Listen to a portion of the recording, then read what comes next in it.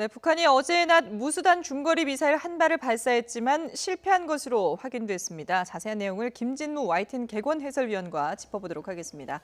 안녕하십니까? 네, 안녕하세요. 네.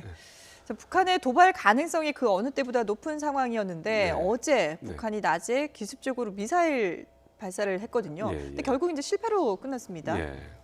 그러니까 지금 그 북한이 갑자기 미사일 발사했어요. 네네. 사실은 우리가 북한의 핵실험이나 아니면은 예. 동창리에서 인공위성 쏠 거라고 네네. 생각을 했었거든요. 근데 이거 왜 쐈느냐 보니까 북한이 어저께 이제 그 러셀 미 국무부 그 동아태 차관보가 네.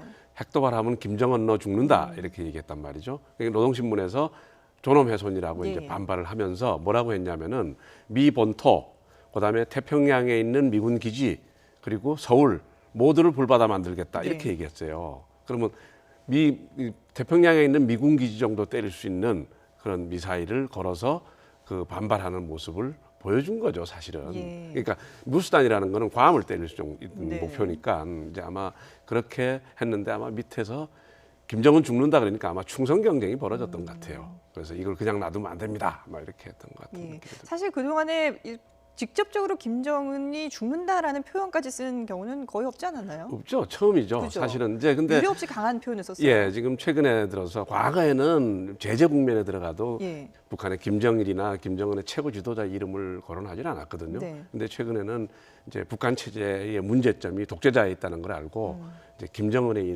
이름을 인권 문제도 그렇고 여러 문제에서 본격적으로 거론하는 어떤 그런 시대에 접어들었다고 봅니다. 예. 그러면 이 도발을 감행한 시점을 단순히 이제 러셀 차관보의 그 언급만으로 봐야 될 것인지 아니면 한미 해상 훈련이 사실 역대 어느 때보다도 대규모로 펼쳐졌잖아요. 마침 이게 딱 끝나는 날 발사를 했는데 그것도 관련이 있다고 봐야 될까요? 그렇죠. 지금 이제 물론 이제 그 러셀 미 국무부 차관보가 얘기했던 부분에 대해서 이제 있지만 네. 지금 그 한미 연합 아주 강력한 연합 해상 훈련이 지금 진행되고 예. 있으니까 거기에 대해서 자기들이 수세적 입장에 있을 수는 없다. 이제 여기에 이제 무수단이 그 사실은 그 쏘게 되는데 이거를 우리는 이렇게 또 보는 분들이 있습니다. 반접근. 그러니까 자기들 영토로 그 해상 세력이 진입하는 것을 막기 위해서 그 미사일을 쏘는 거. 그러니까 사실은 반접근은 이제 중국이 동중국해에다가 하는 개념이거든요. 이제 그런 개념도 북한이 아마 과시하려는 거 아니었겠느냐 그렇게 볼 수 있죠. 예, 한미 연합 훈련에 대한 어떤 뭐 보복의 반발의 심리도 있으면서 예. 자신들의 무력도 좀 과시하려는 그런 그렇죠. 면이 예. 있는데 예. 그런데 문제는 이 발사 직후에 바로 이제 폭발을 해버렸거든요. 예, 예. 그러면 이걸 어느 정도의 기술력을 확보했다고 봐야 되는 건지 사실 올해 들어서 벌써 7번째 아니겠습니까? 예. 우리가 지금 북한의 이제 궁극적인 목표가 ICBM, KN-08, KN-14 같은 ICBM급 미사일로 미국 본토를 때릴 수 있는 능력을 갖는 거. 이게 네. 목표거든요. 네. 근데 북한이 이제 지난 3월 달부터 스커드, 남한을 때릴 수 있는 스커드, 그다음에 노동, 일본을 타격할 수 있는 노동, 그리고 무수단, 괌을 타격할 수 있는 무수단까지 이제 무수단을 한 발 이제 성공했죠. 예. 근데 KN-08이나 KN-14 미국 본토를 타격할 수 있는 ICBM급의 추진체가 네. 과거에 이제 노동에서 무수단 추진체가 들어와야 됩니다. 예. 그래야만 미국을 타격할 수 있어요. 근데 지금 무수단 미사일이 계속 실패를 한다는 예. 거는 결국 그들이 궁극적인 목표인 ICBM급 미사일을 개발하는데 중대한 차질이 지금 자꾸 빚어지고 있는 거 아니겠느냐. 이제 그래서 사실은 실질적으로 아직 그 금방 실전 배치할 단계는 아니다 이렇게 볼 수 있는 거죠. 만약에 이게 이제 성공을 한다면은 그 정확하게 어디까지를 겨냥을 하게 되는 거예요? 괌이죠. 괌을 예, 겨냥하는 괌을 거예요? 목표로 하고 예. 뭐 그다음에 이제 그 미국의 어떤 항모라든가 접근하는 항모라든가 있는데 결국은 미국의 오키나와 괌인데 사실은 지난번에 그 6번째 쏠 때 고각 발전을 하면서 네네. 400km 정도를 날렸거든요. 그렇죠. 고도는 1,400km 올라갔고 그러니까 무수단으로 고각 발전을 하면은 남한도 때릴 수가 있습니다. 그러니까 그 발사 각도에 따라서 예. 오키나와 괌, 일본, 남한 뭐 모든 것이 다 이제 대상이 되는데 네. 실질적으로 이제 궁극적인 목적은 괌에 있는 미국 앤더슨 기지가 목표라 볼 수 있죠. 근데 이번에 그 발사를 한 지점이 평안북도 구성시 부근이라고 예. 하거든요. 이 지역이 영변 핵시설하고도 좀 가까운 곳이라면서요? 예, 그 영변 핵시설에 이제 그 밑에 이제 농축 우라늄 공장이 네네네. 있는 걸로 이제 그렇게 뭐 이제 언급이 되고 있습니다. 네. 근데 이번 그거는 이제 지난번 6번째는 원산에서 네, 쐈거든요. 예. 원산에서 남쪽으로 한 400km 정도를 고각 발사해서 네네. 쐈는데 이번에는 방해에서 쐈단 말이죠. 이제 여기는 두 가지 정도로 해석할 수가 있는데 첫 번째는 갑자기 결정이 됐다. 그 이제 미리 준비를 하려면은 그 미사일 제작이나 그 배치는 이제 그 평양 외곽에 있는 산음이라는 데가 있습니다. 예. 거기서 미사일을 제작을 하고 또 배치를 하는데 그럼 그걸 끌고 이제 원산까지 가야 되는 거죠. 예. 근데 갑자기 결정됐기 때문에 아마 가까운 방면에서 하지 않았겠느냐 하는 추정이 하나 가능하고요. 네. 또 한 가지는 아까 말씀드린 대로 반접근, 그러니까 자기들의 그 김정은 그 보호 또 자기들의 핵시설 보호 같은 어떤 그런 능력을 과시하기 위한 어떤 그런 걸로 아마 그 평양 인근에서 네네. 발사하지 않았겠느냐 그렇게 생각이 됩니다. 그렇군요. 그러니까 김정은이 죽는다라는 그 어떤 존엄의 훼손에 대해서 상당히 자극을 많이 받았다고 봐야 되는 거군요. 아, 그렇죠. 지금 예. 뭐 지금 사실은 북한이 최근에 김정은이 이제 공개 활동도 좀 자제하고 지난 하는 7일 것도 이후부터 모습을 드러내지 않고 예, 있잖아요. 예, 그런 예. 것도 아마 너무 나대다가 이제 모든 한국, 일본, 미국 모든 지금 전력이 네. 김정은을 향하고 있는 느낌이 들거든요. 그리고 선제 타격부터 네네. 참수 작전. 그러니까 김정은이 일단은 수면 밑으로 깔아앉은 게 아니겠느냐. 이제 그렇게 해서 일단 몸을 숨기고 있는 그런 상황이 아닌가 생각이 예. 됩니다. 그러면 앞으로 뭐 핵실험 가능성은 여전히 남아 있다고 보시나요? 어떻게 보시나요? 그렇죠.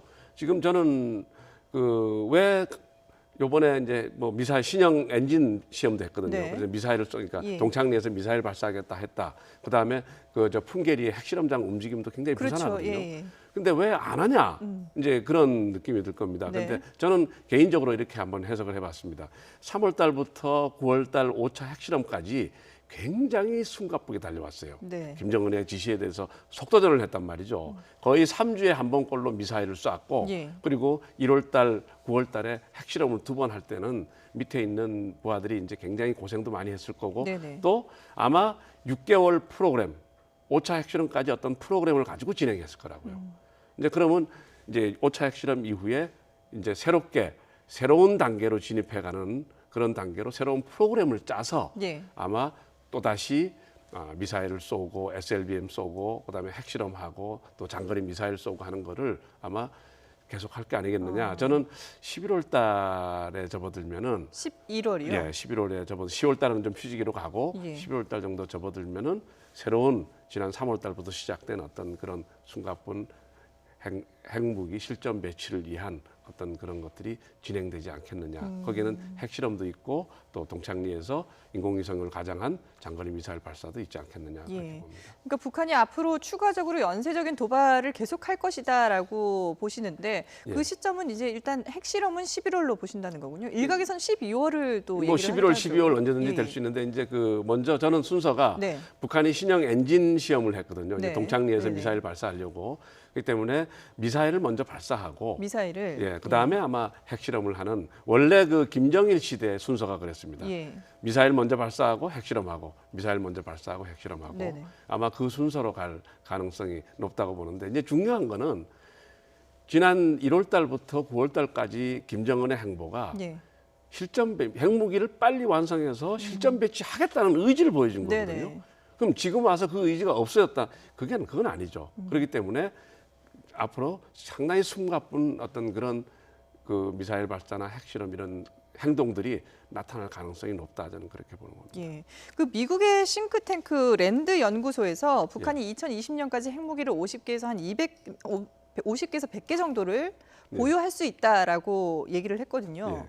이게 그러면 현실 가능성이 있다고 보시나요, 박 글쎄요, 교수님께서는? 그건 참 얘기하기 어려운 네네. 게 우선 몇 개 핵무기냐라는 거는 북한이 그 핵무기 안에 넣을 수 있는 핵물질을 얼마나 갖고 있느냐라는 네. 거거든요.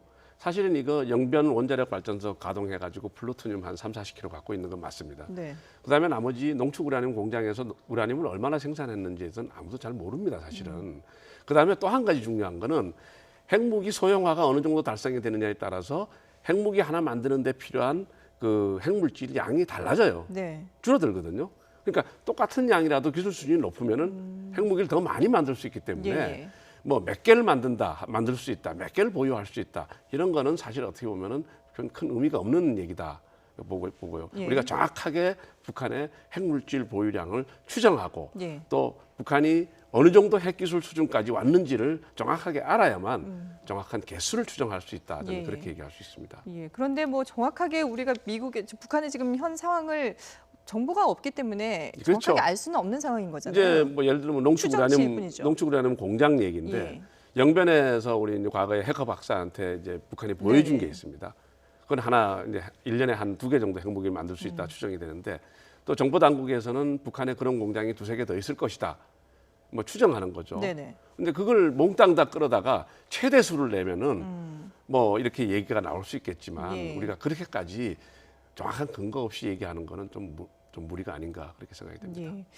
뭐 사실 지금 러셀 차관보가 김정은이 죽는다라는 표현까지 유례 없이 강한 표현을 썼고요. 예. 그리고 또 북한도 그렇게 할 경우에는 백악관도 없어질 것이다라고 강하게 지금 대응을 하면서 어떻게 보면 좀 위기감이 더 고조되는 그런 분위기인 것 같은데 이런 상황에서 북한이 계속해서 도발을 감행을 한다면 이걸 또 어떤 식으로 제재를 할 것인지 거기에 대해서도 또 생각을 좀 해봐야 될 것 같아요. 사실은 미국이 5차 핵실험 이후에 미국의 어떤 국방부나 국무부 안보 라인에서 이거는 게임 체인저다 이렇게 인식하는 것 같아요. 네. 뭔가 과거의 핵 개발 단계에서 이제는 실전 배치 단계인데 중요한 거는 북한이 계속해서 미 본토를 타격하는 어떤 무기, 핵무기를 자꾸 보여주려고 네네. 한단 말이죠. 여기서 이제 우리가 이제 눈여겨봐야 될 게 과거 9.11 테러에 미국이 건국 이래 최초로 미 본토가 공격을 당했다는 거죠. 예. 그 이후에 미국이 한 행동이 뭡니까? 아프간 탈레반 정권을 무너뜨리고 그다음에 이라크 후세인 정권을 무너뜨렸어요. 네. 그러니까 지금 북한이 미 본토를 공격하겠다는 거 아닙니까? 그러니까 미국에 있는 외교 안보 라인 모두가 다 들고 선제 타격, 김정은을 죽여야 된다, 뭐 이런 네네. 식의 얘기까지 나오는 거거든요. 네.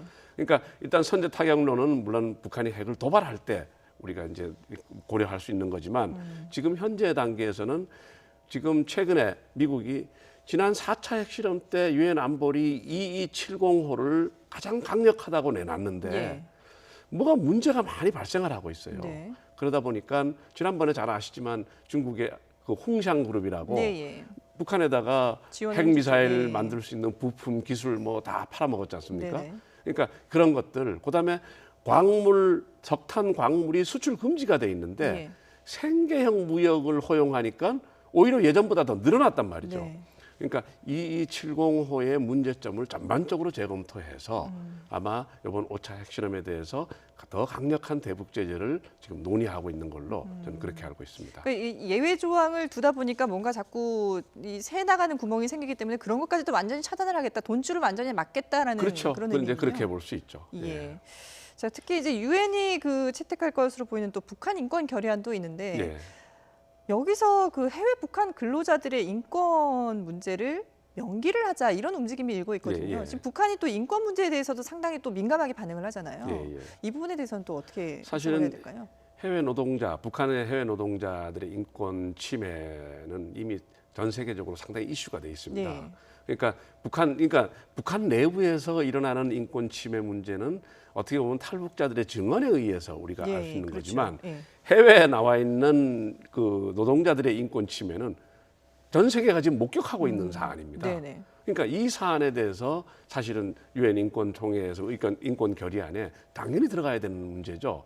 또 이게 중요한 문제는 해외 노동자들이 뭐 일각에서는 한 5만 명 정도로 추정을 하는데 많게는 12만 명에서 20만 명 정도 추정하기도 합니다. 예. 왜냐하면은 최근에 뭐 쿠웨이트나 저 멀리 나가는 거는 숫자가 많지 않지만 네네. 그 단동이라든가 중국에 중국에, 나와 예. 있는 노동자들, 단순 노동자들이 네. 굉장히 많습니다. 그러니까 이걸로 벌어들이는 게 김정은이 주머니로 들어가는 달러가 20억 달러가 넘어요. 우리가 개성공단에서 1년에 임금으로 주는 게 사실은 몇 천만, 한 1억 달러 이내거든요, 사실은. 네. 거기에 비교하면 어마어마한 돈입니다, 사실은. 이걸 놔두고 어떻게 대북 제재를 할 수 있겠습니까, 사실은. 그러니까 북한 노동력 송출 문제는 반드시 대북 제재 안에서 짚고 넘어가야 될 문제다 이렇게 보는 거죠. 예, 알겠습니다. 네, 지금까지 김진무 YTN 개건 해설위원과 함께 북한 상황 짚어봤습니다. 오늘 말씀 고맙습니다. 네, 감사합니다.